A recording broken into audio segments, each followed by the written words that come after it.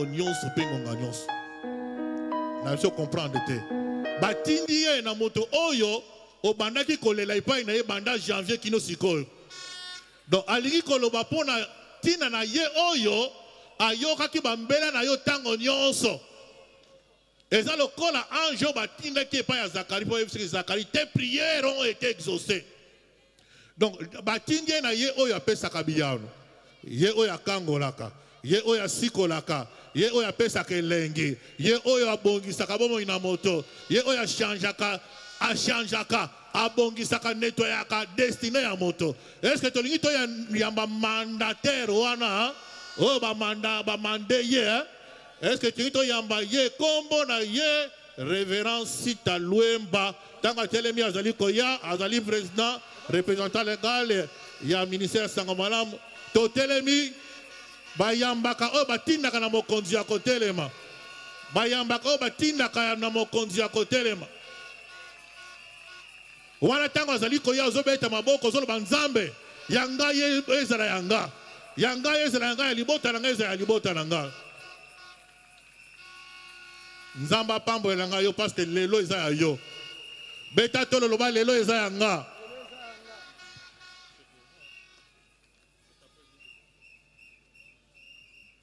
Alléluia. Amen. Alléluia. Amen. Tofanda. Mettons-nous. Nous remercions le Seigneur pour cette occasion. C'est une grâce d'écouter sa parole.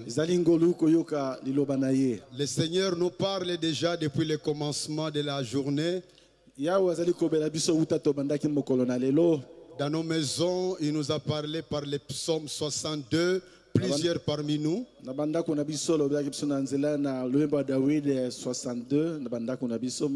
Nous qui lisons la Bible selon le programme de la Ligue. Du 1er janvier au 31 décembre. Chaque jour, il y a un passage qu'il utilise pour nous parler. Aujourd'hui, c'était le psaume 62. Il nous a parlé à travers les cantiques que nous avons écoutés ici. Il nous a parlé par les attitudes des uns et des autres quand nous sommes ensemble. Il veut encore nous parler à travers sa parole. Et la particularité de cette parole, c'est pour introduire les thèmes annoncés dans les discours des DG. L'année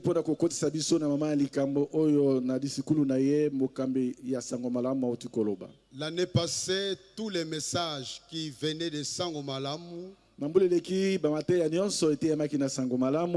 est en train de nous parler de nous devons racheter le temps. Nous avons écouté beaucoup d'enseignements dessus. Aujourd'hui, c'est ne vous conformez pas au siècle présent. Nous allons lire ensemble Romains 12, verset 2. Il est écrit: ne vous conformez pas au siècle présent, mais soyez transformés par le renouvellement de l'intelligence, afin que vous discerniez quelle est la volonté de Dieu, ce qui est bon, agréable et parfait. Et le verset qui précède le verset 2, c'est le verset 1 que je voudrais aussi lire. Je vous exhorte donc, frères, par les compassions de Dieu, à offrir vos corps comme un sacrifice vivant, saint, agréable à Dieu, ce qui sera de votre part un culte raisonnable. Avant de pouvoir entrer en profondeur de ce verset 2, je voudrais d'abord dire un petit mot sur l'épître de Paul aux Romains. D'après le chapitre 1, verset 1, c'est Paul qui l'a écrit.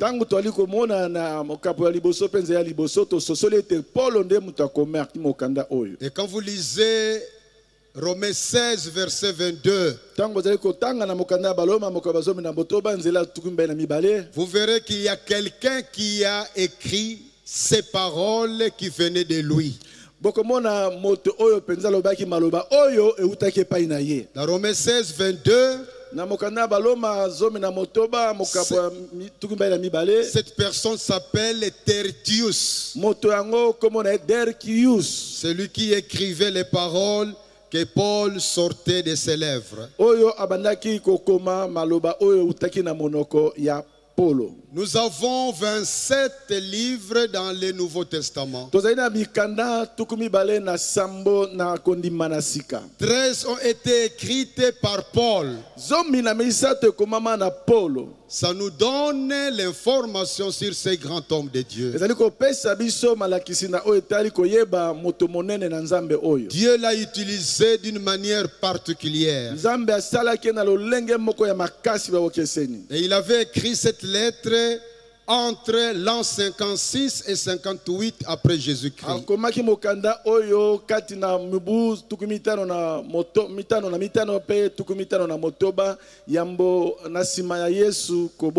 On voit que dans cette lettre, le but de Paul était de proclamer la gloire de notre Seigneur Jésus-Christ. En enseignant la bonne doctrine et en édifiant, en enseignant, en encourageant les chrétiens de Rome. À l'époque, Rome était la capitale de l'Empire romain.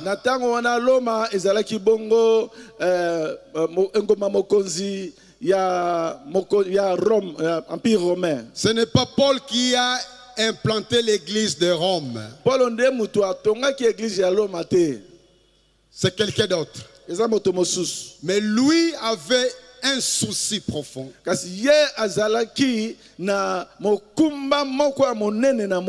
Il voulait que la doctrine chrétienne arrive clairement chez les Romains. Et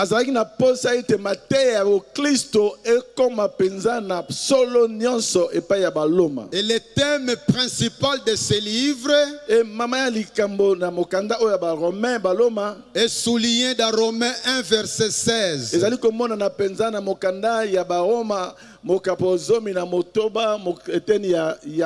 Là, Paul dit: je n'ai point honte de l'évangile. C'est la puissance de Dieu pour le salut de quiconque croit. Du juif premièrement, puis du grec.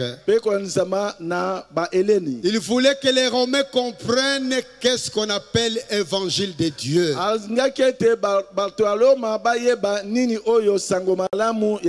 Il voulait que les Romains comprennent qu'est-ce qu'on appelle le salut.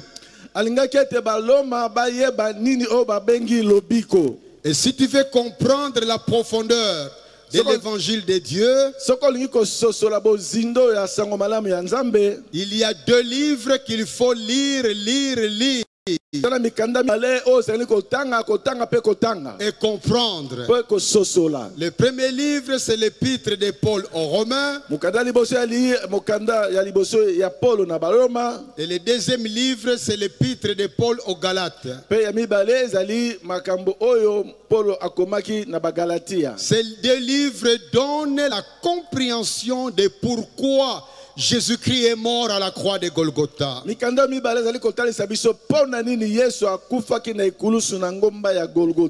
Quand vous lisez de Romains chapitre 1,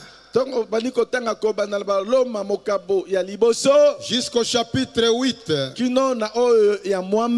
Paul est en train de décrire le pourquoi de la mort de Jésus-Christ sur la croix de Golgotha. Paul explique que l'homme est pécheur par nature. Et comme tel, il ne peut pas entrer dans la présence de Dieu. Il a besoin d'être pardonné par Dieu. Il a besoin d'être purifié par Dieu. Et Dieu a donné la solution. Il a donné son Fils unique. Dieu incarné. Qui est venu sur la terre, qui a porté tous tes péchés, qui a porté tous mes péchés, et qui a accepté d'être puni à la place de chacun de nous. Et parce que tous nos péchés ont été châtiés en Jésus-Christ, Paul explique que quand nous croyons en Jésus comme Sauveur et Seigneur, nous sommes sauvés. Nous ne sommes pas sauvés par nos prières. Nous ne sommes pas sauvés par nos offrandes et les dîmes. Nous ne sommes pas sauvés parce que nous aidons les pauvres. Nous ne sommes pas sauvés parce que nous faisons du bien aux autres. Mais nous sommes sauvés parce que quelqu'un a été puni à notre place. C'est Jésus-Christ. Et quand nous acceptons Jésus, nous recevons le salut gratuit de Dieu. Et Paul parle de tout cela dans le chapitre 1 jusqu'à 8. Et il montre comment nous devons vivre en conséquence. Il va même parler de l'importance de dépendre du Saint-Esprit.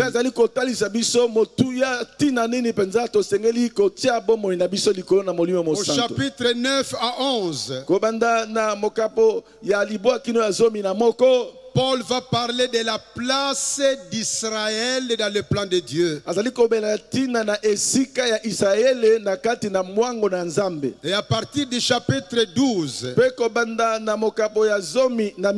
jusqu'à la fin, il va nous donner des implications quand on a compris le salut de Dieu.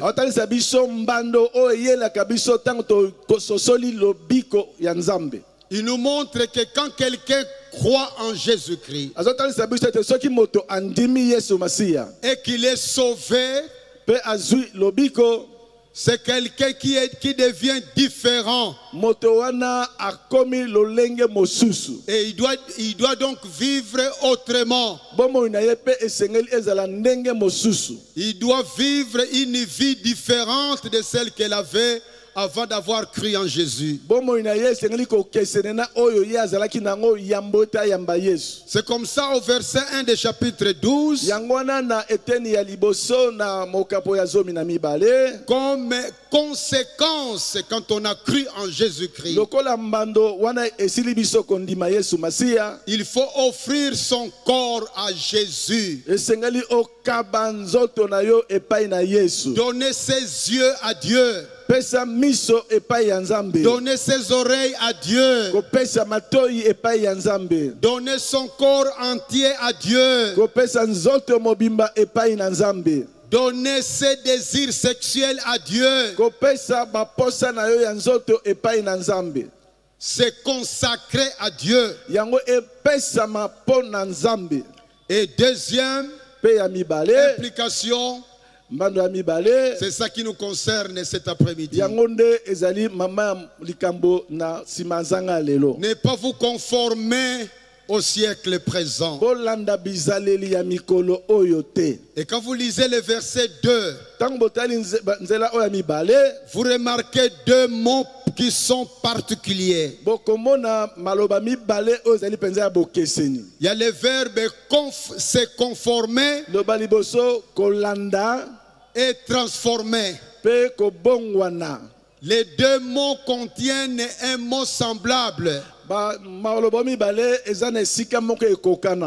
Conformer, former, former.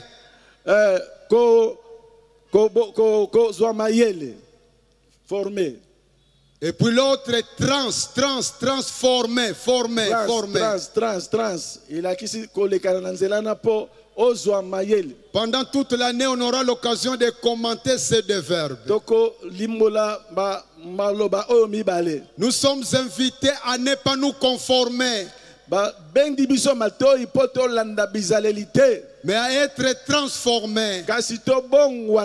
Qu'est-ce qui signifie ne vous conformez pas? Ce signifie ne pas être d'accord, ne pas devenir comme, ne pas prendre la forme de, ne pas suivre les modes de. Et on parle du siècle présent.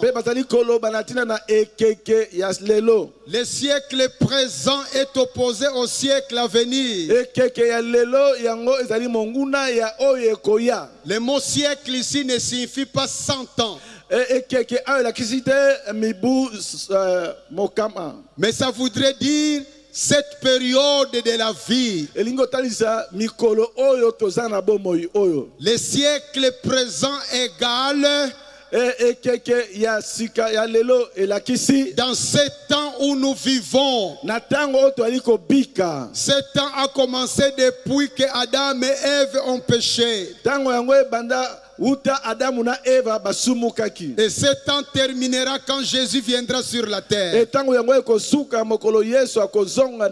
C'est ça que la Bible appelle le siècle présent. Le siècle à venir, quand Jésus reviendra, ça sera un nouveau monde. Ça sera une autre réalité. Nous les chrétiens, nous appartenons à ces deux siècles. Physiquement, nous vivons maintenant. Nous appartenons à ces siècles présents. Mais spirituellement, nous appartenons au monde à venir. Nous sommes des citoyens des cieux. Alors Paul nous dit, pendant que nous vivons sur la terre, faisons attention pour qu'au niveau de nos pensées, à travers nos paroles, nos actions, nos croyances, nous ne puissions pas agir ou parler ou penser comme les gens de ce siècle. Que nous ne puissions pas oublier que nous appartenons au monde à venir. Vous savez qu'il y a beaucoup d'ambassadeurs ici dans notre pays qui vivent dans ces pays, mais qui vivent sous les instructions de leur pays. Je ne sais pas aujourd'hui, mais dans les temps, j'avais un frère qui travaille à l'ambassade américaine. Je ne sais pas si on a changé l'habitude, mais à l'époque, à l'ambassade, ils ne buvaient pas l'eau de notre pays.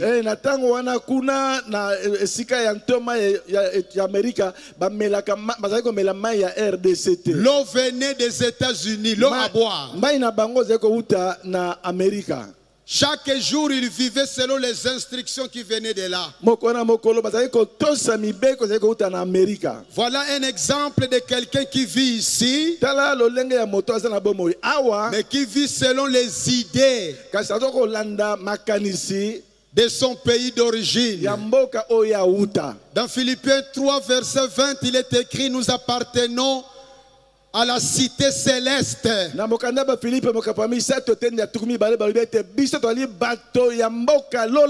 Paul nous dit, nous vivons dans ce monde, mais nous devons vivre différemment.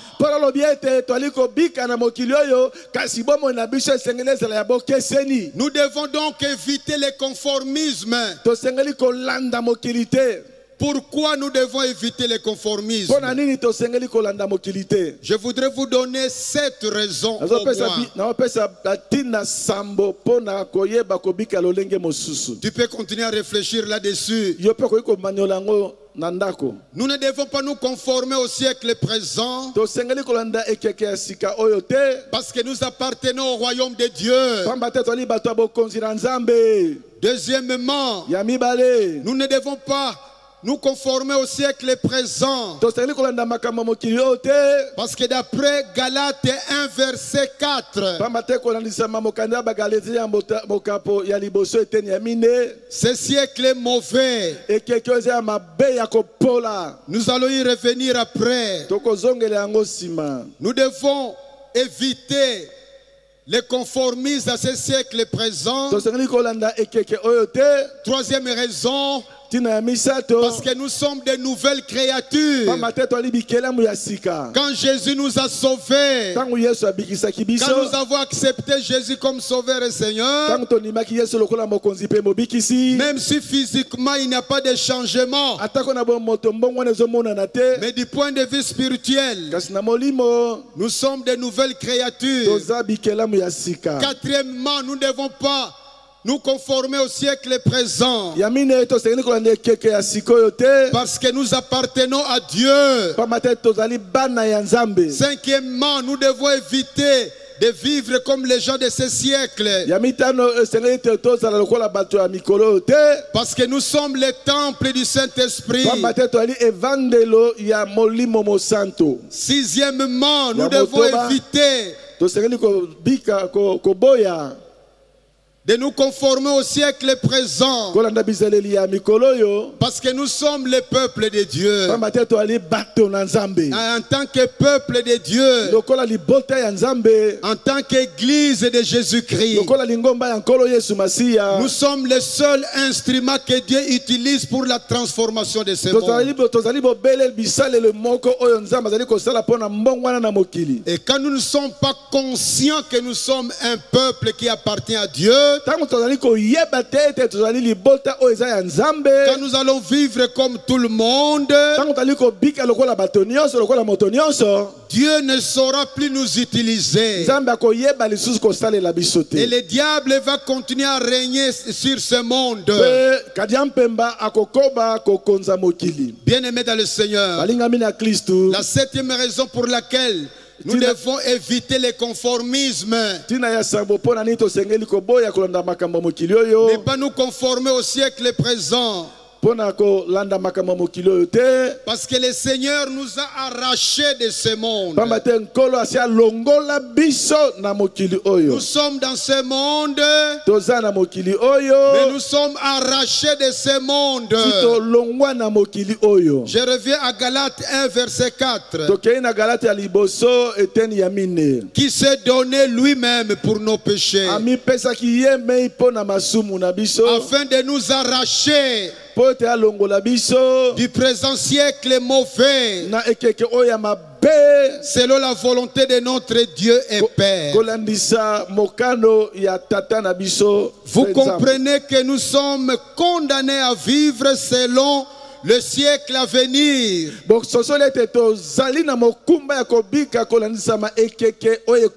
Parce que nous ne sommes plus des esclaves de ce siècle. Jésus nous a arrachés de ce siècle. Tu n'es plus comme tes parents, tes frères et sœurs de la même famille. S'ils ne croient pas en Jésus-Christ, ils sont liés à ce siècle. Mais toi, tu as été arraché de ce siècle. Voilà pourquoi nous devons vivre autrement. Et quand la Bible dit que le monde ici est mauvais, et le siècle présent est mauvais, comme c'est souligné dans Galates 1:4, vous pouvez lire à la maison 2 Timothée 3, 1 à 5. 2, 3 à 5. 2 Timothée 3, verset 1 à 5. 2 Timothée 3, vous verrez comment ce monde dans lequel nous vivons est mauvais. C'est un monde dominé par les antivaleurs. Un monde dominé par les mensonges. Un monde dominé par l'amour du plaisir. Un monde caractérisé par la violence. Un monde caractérisé par l'amour de l'argent. Un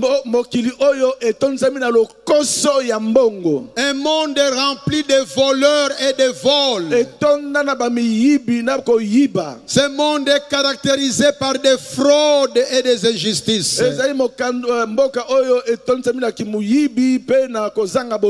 Ce monde est caractérisé par des tricheries. Même à l'école, depuis l'école maternelle, certains enfants commencent déjà à tricher. Ce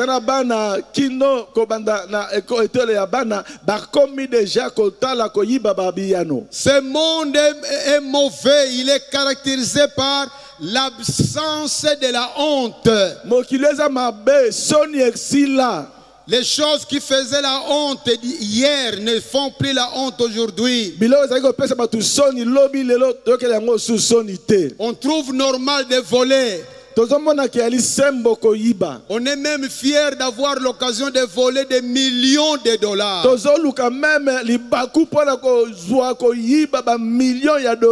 J'ai déjà dit ici un jour, je crois, il y a un frère en Christ. On priait ensemble. Je l'avais conduit au Seigneur. Et plus tard, il commençait à prier ailleurs dans une autre église à cause de la distance avec mon église. Un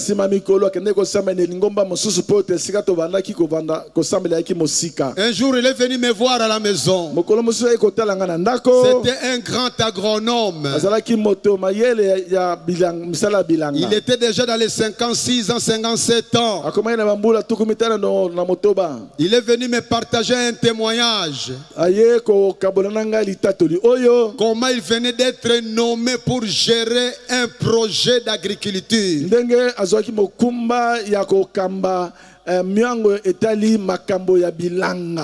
Il allait gérer 2 millions de dollars. 2 millions de dollars. Il m'a dit, pasteur, je vais te décevoir. Papa, en tout cas, mais je suis venu te demander une prière spéciale. J'ai décidé que je vais voler 500 000 dollars. 500 000 dollars. Pour que j'aie une maison. J'allais mourir sans maison. Je sais que vous avez des versets que vous aimez prêcher là-dessus, je les ai. Mais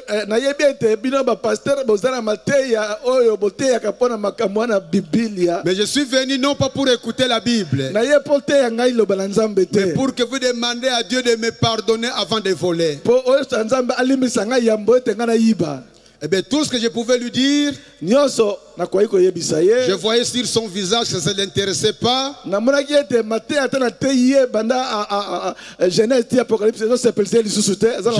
J'ai prié que Dieu lui donne la sagesse, qu'il éclaire son intelligence, qu'il aide à prendre la décision qui est conforme à sa volonté. Le monsieur est parti. 8 mois après, il a commencé à construire une villa. Je l'ai vu un jour. Je lui ai posé la question: est-ce que tu avais réalisé ton projet de voler $500,000? Est-ce que kokisaki mlango na yo ya koyiba $500,000? Pasteur, j'ai dit oui. Oui. Il a dit oui. Il a dit: je ne pouvais pas t'apporter la dîme de cela. Il fallait même $50,000, mais je savais que tu ne pourrais jamais accepter ça. Mais j'avais volé. Il a construit sa villa. Après 4 années, il est mort. La villa est restée pour sa famille. C'est ça, ce siècle présent. L'absence de la honte. C'est le siècle présent est caractérisé par le désespoir. Beaucoup de gens se suicident. Dans le siècle présent, c'est la trahison qui règne. Tu peux avoir confiance à quelqu'un et plus tard tu vas te rendre compte qu'il est devenu un traître contre toi. C'est un siècle caractérisé par la corruption. Un siècle caractérisé par la peur. La peur du lendemain. La peur du poison. La peur de l'inconnu. C'est un siècle caractérisé par le divorce.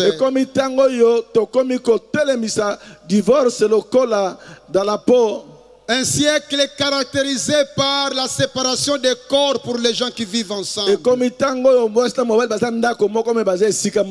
Un siècle caractérisé par l'homosexualité. Un siècle caractérisé par la bestialité. Un siècle caractérisé par le papillonnage spirituel. Il est dans cette église. Après une période dans une autre église. Encore dans une autre église. Il ne sait pas tellement ce qu'il cherche. C'est le papillonnage spirituel. D'autres, ils quittent le christianisme. Il va dans l'islam.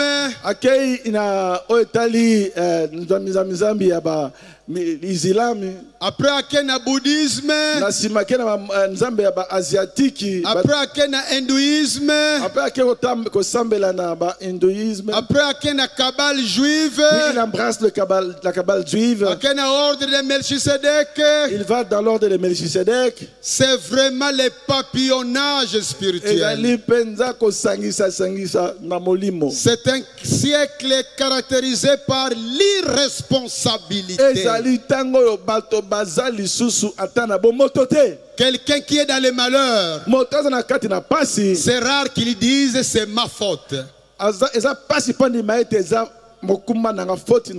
Je vais demander pardon à Dieu pour recommencer autrement. Mais dans les malheurs, c'est mon oncle qui est sorcier. C'est mon père qui est sorcier. C'est ma mère qui est sorcière. On voit toujours quelqu'un d'autre qui est responsable de mon malheur.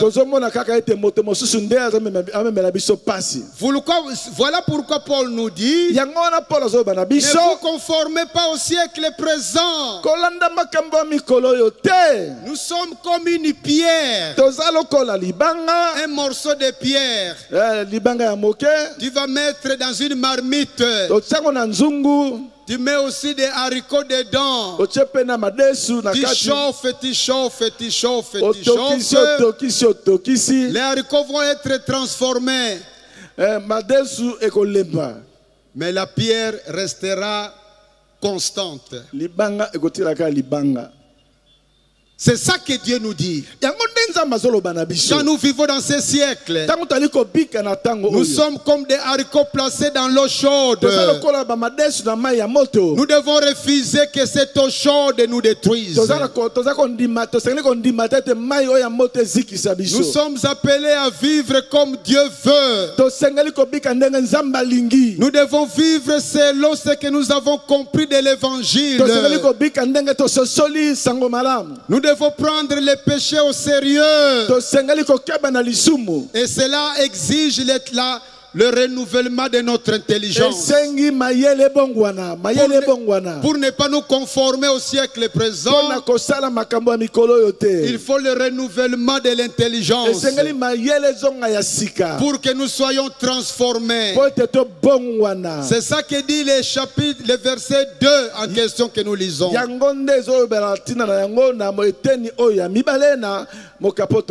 Concrètement, nous sommes invités d'agir différemment. Nous devons refuser d'agir par pression. Nous devons refuser d'agir par peur. Nous devons agir en refusant d'agir pour plaire aux autres. Je ne dois pas faire comme tout le monde fait. Je ne dois pas m'habiller comme tout le monde s'habille. Je ne dois pas parler comme tout le monde parle. Parce qu'en Jésus-Christ, je suis devenu une nouvelle personne. Bien-aimé dans le Seigneur, l'une des causes de nos malheurs en tant que pays, la RDC. Parce que nous qui sommes censés être des enfants de Dieu, nous qui sommes censés être les instruments que Dieu veut utiliser pour la transformation de ce pays, mais très peu parmi nous vivent comme Dieu veut. Nous sommes des grands chrétiens à de tels moments. Et dimanche, nos églises seront remplies. Et le lundi, pour ceux qui croient que nous avons la liberté d'adorer Dieu tous les jours, nous irons adorer Dieu dans nos églises. Et ceux qui sont des papillons spirituels, ils refusent de prier les jours de Noël sans avoir des arguments solides et convaincants. Mais je voulais dire, Les moments de prière, nous remplissons nos églises. Mais à partir des moments où nous sommes au travail, dans nos quartiers, à l'université, même dans les bus, nous parlons comme tout le monde, nous vivons comme tout le monde, nous agissons comme tout le monde. Et Paul nous dit c'est mauvais. Nous les chrétiens, nous devons vivre autrement. Quelqu'un peut poser la question: comment éviter le conformisme au siècle présent?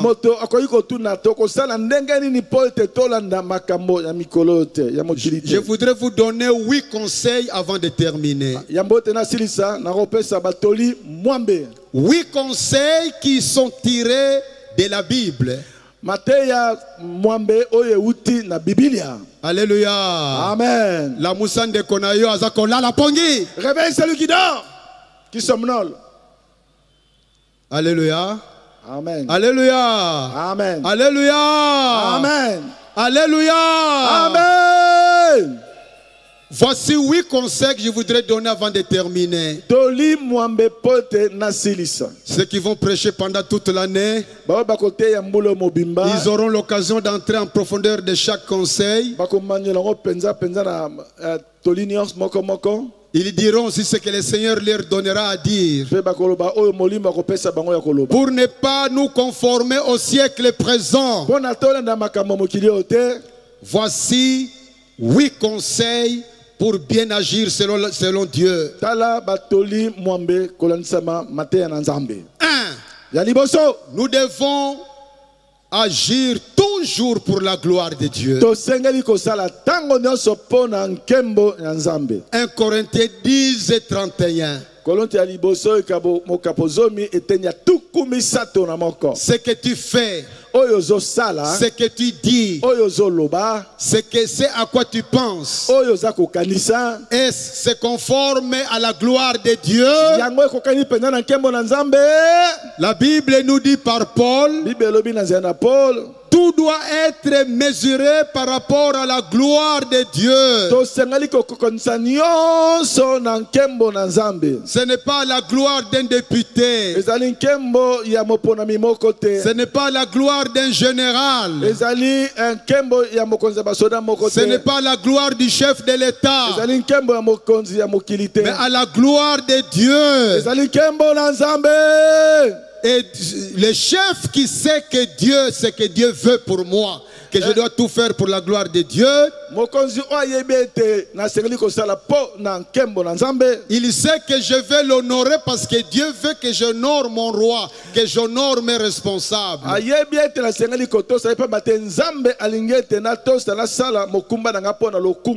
pour ne pas me conformer au siècle présent, je dois avoir comme principe tout faire pour la gloire de Dieu.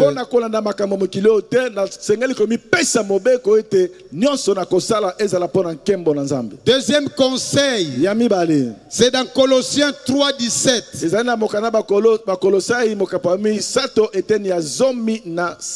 Tout faire au nom du Seigneur Jésus-Christ. Faire tout à cause de Jésus. Je dois pardonner à quelqu'un qui m'a causé du tort à cause de Jésus. Je dois aimer mon ennemi à cause de Jésus. C'est un principe important pour savoir quoi faire devant une situation donnée. Troisième conseil, il est tiré de Colossiens 3 verset 23. Je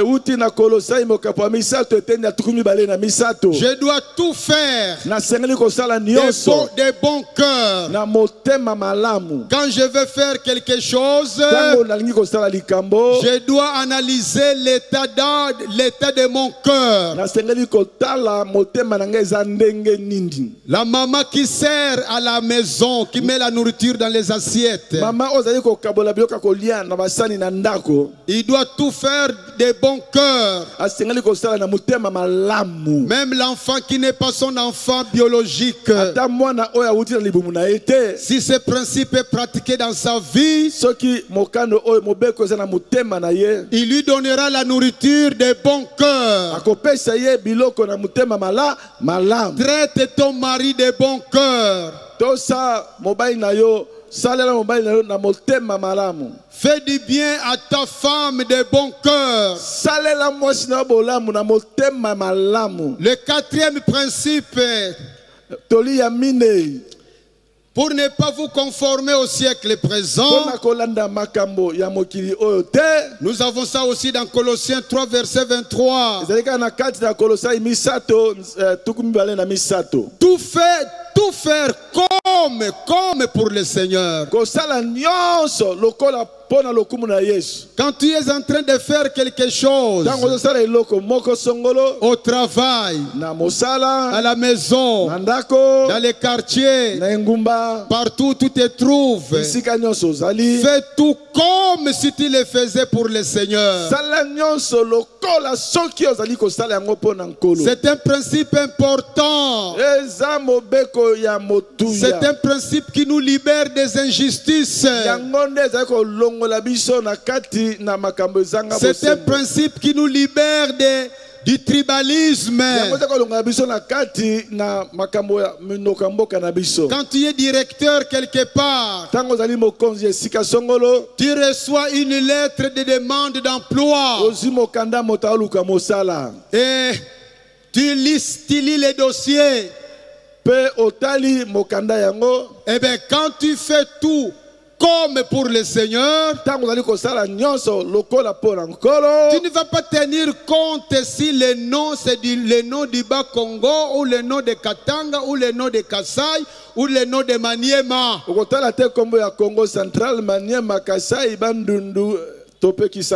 Mais tu vas traiter les dossiers comme si c'était les dossiers du Seigneur lui-même. C'est un principe qui est un principe important comme le premier que j'ai donné ici, qui doit marquer nos vies en tant que chrétiens. De tout faire comme si c'était pour le Seigneur. Je connais l'histoire d'une femme qui était veuve, qui avait un seul enfant unique, garçon. Et puis un jour un bandit a tué son garçon. Ce monsieur était arrêté. Il était condamné à mort. Mais on attendait encore quelques mois pour certaines raisons administratives. Et puis un jour, la maman a lu dans un journal, sur la première page, c'était la photo de ces bandits-là. C'était la photo de ces garçons-là. Et puis finalement il dit, il voit la photo, puis on a écrit en bas, ce monsieur est frappé d'une maladie grave. Il est en prison. Il faut de l'argent pour le sauver. Parce que même s'il était condamné à mort, il avait encore le droit de vivre pour quelques mois. Mais les produits coûtaient cher. Et le montant qui était marqué là était un montant que la maman avait. La maman a décidé d'aller donner cet argent pour qu'on qu'on paye les médicaments pour ces bandits. Mama wana babomaki mwana na ye azumoka na kopesa mbongo wana po ete ba salisa moto babomaki mwana na ye. Ses amis ont dit mais c'est un gaspillage. Ba me yo zo bebisa mbongo. Parce qu'il est condamné à mort. Bamba te ye bakatele tu maliwa. Et puis c'est lui qui a tué ton enfant unique. Yende bomaki mwana no semoko. Il dit pour moi je vais remettre cet argent comme si je remettais pour les biens de Jésus-Christ. Il est parti à l'hôpital et en prison. Il est parti voir le directeur de prison. Et la dame était connue par le directeur de prison. Quand le directeur l'a vue, il lui a dit, madame, dans ce monde, tout se paye. Vous avez lu le journal d'aujourd'hui. Mais ce monsieur-là, c'est la maladie maintenant qui le tue. Hein? Ce n'est plus la prison qui va le tuer. Nous avons demandé à quiconque veut l'aider, si on peut l'aider. Mais pour moi, comme c'était méchant, s'il n'y a personne qui viendra l'aider, il n'a qu'à mourir. La maman a dit, monsieur le directeur, moi je suis chrétienne. Je n'ai pas fourni un effort, mais on m'a apporté le journal.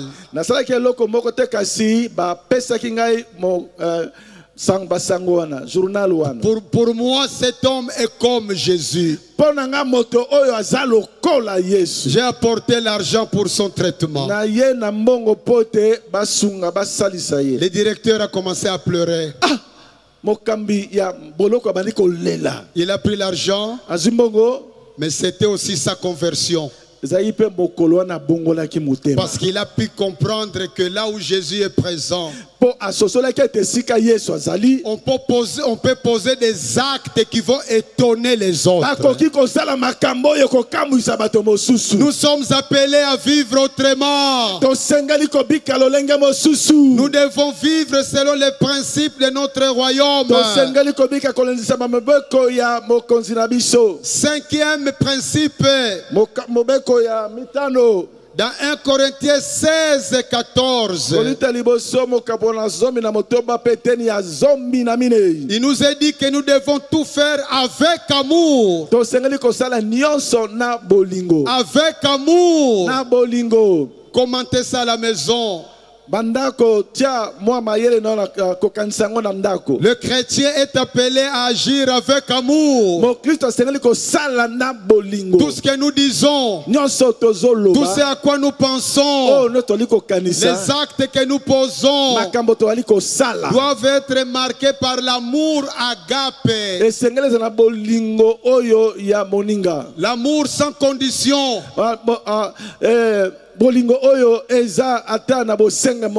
L'amour désintéressé.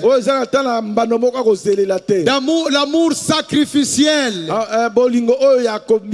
L'amour qui se sacrifie pour le bonheur de l'autre. Sixième conseil. Pour ne pas nous conformer au monde présent, nous devons savoir que la récompense existe. Dans Colossiens 3, verset 24, comme dans 1 Corinthiens 15, verset 58, il est souligné que tout ce que nous faisons sur la terre qui fait du bien à Dieu sera récompensé. Quand nous mourrons, un des passages qu'on lit souvent pendant le deuil du chrétien, Apocalypse 14, verset 13,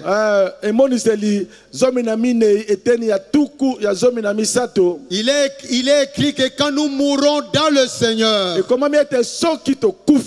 nos bonnes œuvres nous suivent. C'est ça qui doit motiver un chrétien. Même si sur la terre tu es oublié, mais Dieu n'oubliera jamais tes bienfaits. Fais du bien à ceux qui ne t'aiment pas. Pardonne à ceux qui te causent du tort. Ne sois pas injuste envers ceux qui sont injustes envers toi. Parle positivement des autres. Quand tu as été victime d'une trahison d'un ami, ce n'est pas à toi à parler de l'autre négativement. Quand les gens viennent te demander de quoi il s'agit, dis-leur d'aller demander à l'autre qu'est-ce qui ne va plus entre nous deux. Tu ne gagnes rien en parlant négativement de quelqu'un d'autre. Au contraire, tu détruis ton propre témoignage. Septième conseil, l'avant-dernier. Nous le tirons dans 1 Corinthiens 10, verset 32. Évitons les scandales pour ne pas te conformer au siècle présent. Et comme principe, évite les scandales. Pense aux autres qui te regardent.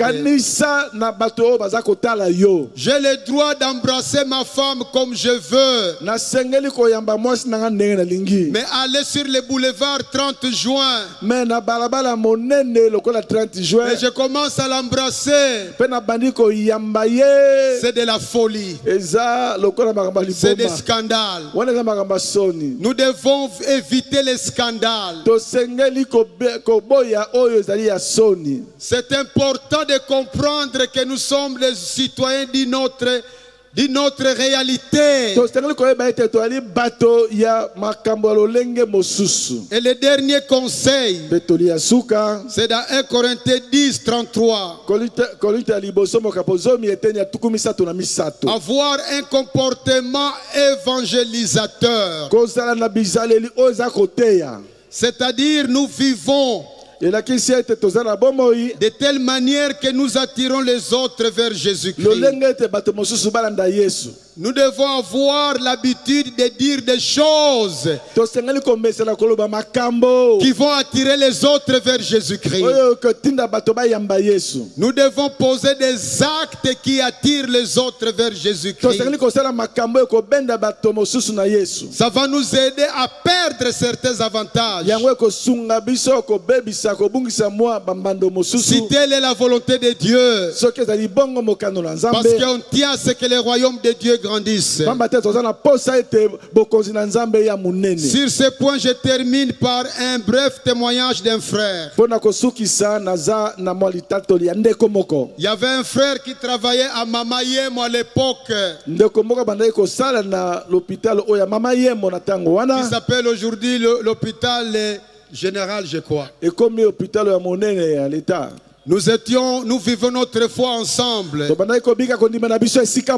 les années 80, il était infirmier. Il travaillait au département de chirurgie. Il y a beaucoup de gens qui venaient, qui passaient par là. Il était heureux de travailler là-bas. Parce que sa vraie raison, chaque jour il avait l'occasion de partager Christ à quelqu'un. Il y avait un médecin américain qui travaillait avec eux dans ce bloc opératoire,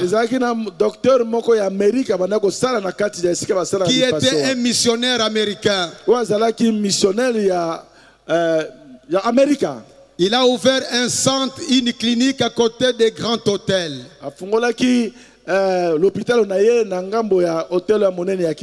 Et comme ses frères étaient très honnêtes et très intègres,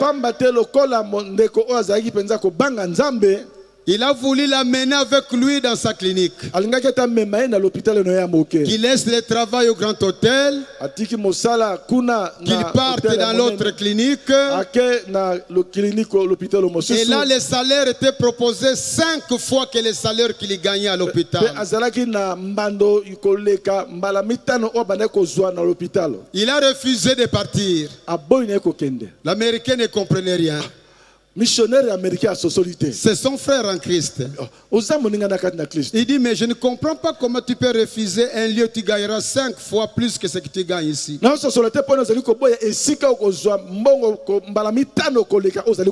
Voici la réponse du frère. Ici, j'ai l'occasion de partager Jésus-Christ tous les jours à quelqu'un.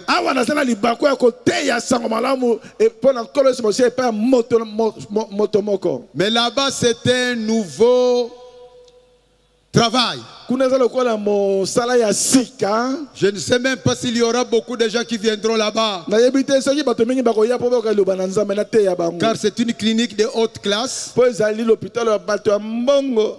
Et pour commencer, très peu de gens commenceront à venir là-bas. Je reste attaché ici parce que j'ai des opportunités de parler de Jésus-Christ. C'est vrai que nous tous, même moi, nous l'avons critiqué. Nous voyons qu'il était borné. Mais plus nous grandissions dans la foi, plus nous avons compris qu'il avait fait un bon choix pour lui. Sachant perdre certains avantages pour élever Jésus-Christ, le seul roi qui existe, le seul sauveur que nous avons, le seul Seigneur que nous avons, le seul libérateur que nous avons, la seule personne de transformer notre pays, la seule personne capable d'incliner le cœur de nos dirigeants dans la direction qui cherche le bonheur du peuple.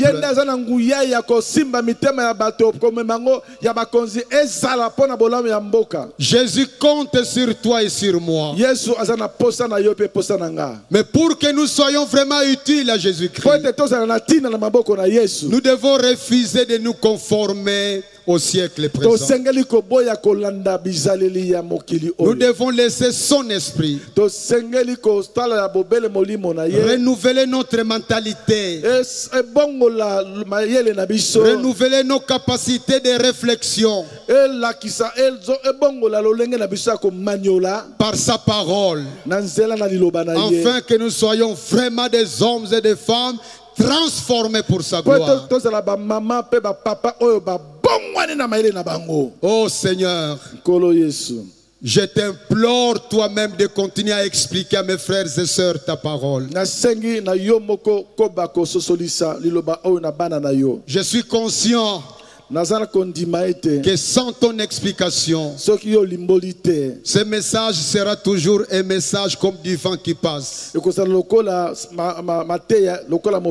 Mais avec ton aide, je prie que cette parole soit plantée dans nos cœurs, qu'elle puisse nous apporter une vraie transformation, que nous haïssions le mal qui est dans ce monde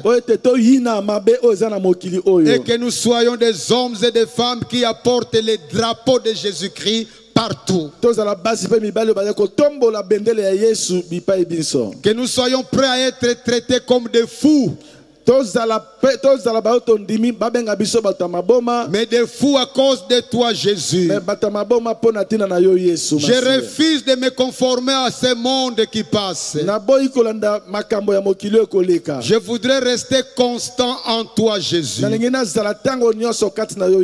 Bénis mes frères, bénis mes sœurs, bénis ta parole au nom de Jésus. Amen. Amen. Amen. Amen. Amen. Amen.